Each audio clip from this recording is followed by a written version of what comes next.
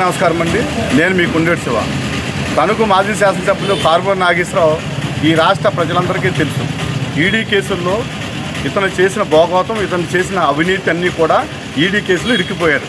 మొన్న కూడా సుప్రీంకోర్టుకి వెళ్ళాడు. హైకోర్టు పిట్టేస్తే ముందస్తు బెయిల్ ఇమ్మంటే హైకోర్టు కొట్టేసింది. మళ్ళీ సుప్రీంకోర్టుకి వెళ్ళాడు.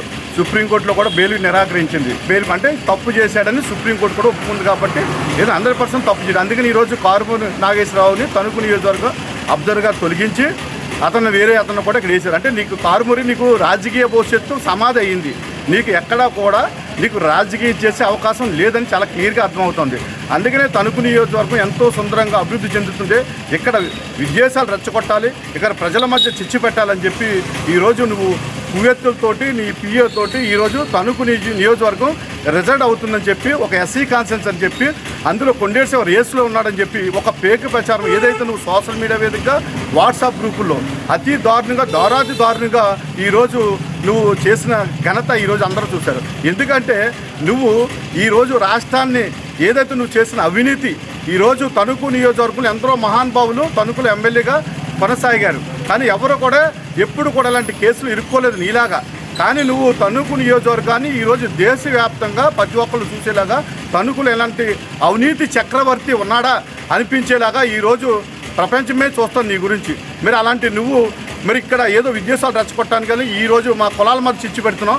అదే రకంగా రిజర్వ్ స్థానం అని చెప్పి ఈరోజు ప్రజల్లో ఒక ఆందోళన సృష్టిస్తూ, అదే రకంగా కార్యకర్తలు ఒక అలజడి సృష్టిస్తూ ఈరోజు నువ్వు చేసే ప్రకటనలన్నీ కూడా చాలా నీచంగా ఉన్నాయని తెలియజేస్తా ఉన్నా. మరి నీకు సిగ్గు శరం ఉంటే అదే కారుమూరి నాగేశ్వరరావు ఈరోజు నీ వైసీపీ కార్యకర్తలు కానీ నాయకులు కానీ నువ్వు వాడికి వదిలేసావనేది ఒక నిదర్శనం. ఎందుకంటే నువ్వు ఈ నియోజకవర్గం నుంచి ఇన్ఛార్జిగా నేను తప్పించినప్పుడు ఎక్కడో పక్క నియోజకవర్గం నుంచి అది కూడా మా సోదరుని తీసుకొచ్చి ఇక్కడ వేసావు. నువ్వు అలా వేయాలనుకున్నప్పుడు ఇక్కడ ఈ నియోజకవర్గం మా సోదరులు లేరా? అదే ఇక్కడ నీకు ఎంతో సేవ చేశాడు కదా పొట్ల సురేష్ గారు, అతను వేసి అతను కూడా ఒక అడ్వకేటే కదా. అతను ఎందుకు వేయలేదు? ఇక్కడ నీ కుక్కలో నీ చెంచాలు ఈరోజు ప్రెస్ మీట్ పెట్టి వాగుతున్నారు కదా, వాళ్ళకి ఎందుకు వేయలేదు ఇన్ఛార్జీలుగా? లేదా ఇక్కడ పెద్దలు ఉన్నారు కదా, ఇక్కడ పోటీ చేసిన ఉన్నాడు, అలాగే ఇక్కడ ఒక ఎమ్మెల్సీ ఉన్నాడు, అలాంటి వాళ్ళకి ఎందుకు వేయలేదు? అంటే ఈరోజు అలాంటి వాళ్ళకి ఇన్ఛార్జి పదవి ఇస్తే నీ బొక్కలన్నీ మొత్తం బయటకు వస్తాయని, నువ్వు ఎంత అవినీతి చక్రవర్తితో ఈ రాష్ట్ర ప్రజలు ఈ నియోజకవర్గ ప్రజలు చూస్తారని ఈరోజు నీ కువ్వొత్తులతోటి ఈరోజు మా కులాల మధ్య చిచ్చు పెడతాకి ఈరోజు ఎస్సీ రిజర్వ్ అని చెప్పి ఈరోజు ప్రతి ఒక్కళ్ళ మధ్య ఈరోజు విద్వేషాలు రెచ్చగొట్టే విధంగా నువ్వు చేసిన వినాశనం ఈరోజు. అందుకనే మేము ఎవడైతే నీ చెంచా ఉన్నాడో నీ చెంచా ఎక్కడి నుంచి తీసుకొచ్చావో, నాడు గన్నవరం తీసుకొచ్చావో, ఆడి అభిజిత్ సురజిత్ ఆడి పేరు మీద కూడా ఈరోజు నేను కంప్లైంట్ కూడా ఇవ్వడం జరిగింది. ఎందుకంటే నా మనోభావాలు దెబ్బతినే విధంగా నాకు జరిగిన అన్యాయం ఇది. ఎందుకంటే ప్రజల్లో నాకు మనోభావాలు దెబ్బతిన్నాయి. ఎందుకంటే నేను ఎమ్మెల్యే క్యాండిడేట్ రా బాబు నీకు. అందుకని ఈరోజు నన్ను ఈ రకంగా చేశారు కాబట్టి నా మానసిక శోభతోటి ఈరోజు నేను కంప్లైంట్ ఇవ్వడం జరిగింది. అతని మీద ఎవడైతే ఈ రకంగా సోషల్ మీడియాలో హల్చల్ చేస్తూ ఈరోజు ప్లాట్ఫామ్ వేదిక ఇవన్నీ అసత్య ప్రసారం చేశాడో వాడి మీద అసత్య కేసు కట్టాలని ఈరోజు నేను పోలీసు వారికి కూడా కంప్లైంట్ పూర్వకంగా వినడం జరిగింది.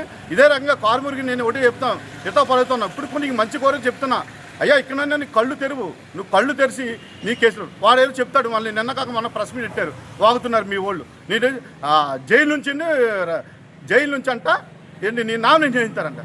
వాళ్ళు జైలు నామినేషన్ ఏంటారా బాబు? మీకు మైండ్ దొబ్బినట్టుంది. ఆడేమో స్వతంత్ర సమరయోధుడా?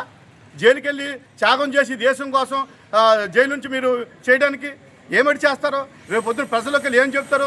అమ్మ ఓట మహాశ్రీ ఇలారా ఈరోజు కారుమూరి నాగేశ్వరరావు 350 కోట్లు తినేసి జైల్లో ఉన్నాడు. మీరు అలాంటి వ్యక్తిని మనం బయటికి తీసుకోవాలంటే మీ అమూల్యమైన ఓటు ముద్రను మన కారుమూరి నాగేశ్వరరావుకి వేస్తే మళ్ళీ మనం నెగ్గిన తర్వాత మళ్ళీ 1000 కోట్లు తింటాడమ్మా, అప్పుడు తిహార్ జైలుకి వెళ్తాడని చెప్తారా? సిగ్గు శరం ఉండాలి మీకు చెప్పడానికి కూడా. ఏదో మీరు పెడితే పెట్టండి, వాయిస్లు ఇవ్వండి, కానీ ఇంత దారుణంగా ఇంత ఇలాగ వాయిస్ ఇవ్వడం కరెక్ట్ కాదని నేను తెలియజేసుకుంటూ ఇకనైనా కళ్ళు తెరవాలని తెలియజేసుకుంటూ జై తెలుగుదేశం, జై ఆర్మీ.